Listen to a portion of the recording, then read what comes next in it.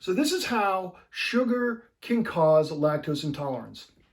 Now, some bacteria, like some of the probiotics that we know of, have the ability to break down lactose into glucose and galactose. So lactose is actually a disaccharide. And one of the main reasons that bacteria break down lactose is for energy, because glucose is one of the preferred energy sources of bacteria. So bacteria are not going to break down lactose if there's enough glucose in the environment. Now, this is the gene that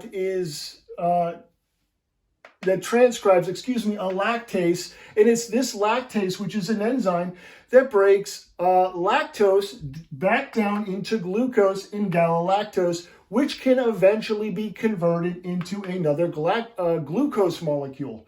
And again, bacteria have this gene. Yeast do not have this gene. Now let's look at how this gene is turned on.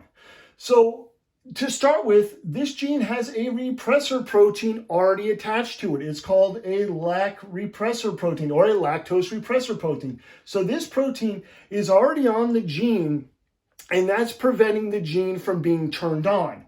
Now, when the bacteria come in contact with lactose, it's this lactose molecule that acts as an inducer.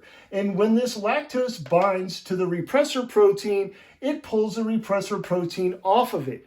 And that helps the cell to activate the gene. But there's also this cap protein that is not on the gene. And when there is no glucose in the environment, that protein will bind to the gene. And at that point, the gene can be transcribed into lactase to break down our lactose for us. So again, this cap protein is not on the gene in the beginning. Only in the absence of glucose is this protein able to bind to the gene.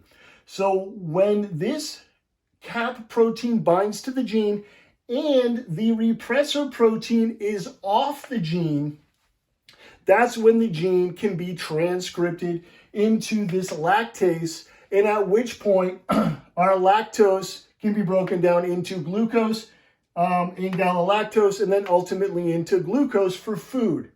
So we need really three things to not be lactose intolerant in this case, which is we have to have enough bacteria in our intestines that have this gene. Now, these are the classic probiotics that most people are aware of.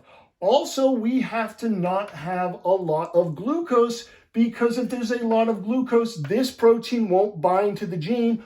Also, we have to have lactose in the environment so it can pull the lactose repressor protein off the gene. So this is one way that we can become lactose intolerant, is if we have a lot of glucose in our diet, preventing cells in our intestines from bothering to break down lactose into energy. So my recommendation is make sure you're getting enough probiotics. Actually watch how much bread and beer you're eating and drinking every month, because yeast do not have this gene. And I'm going to go more into how that can be a problem, how yeast can be a problem for people with lactose intolerance in another video.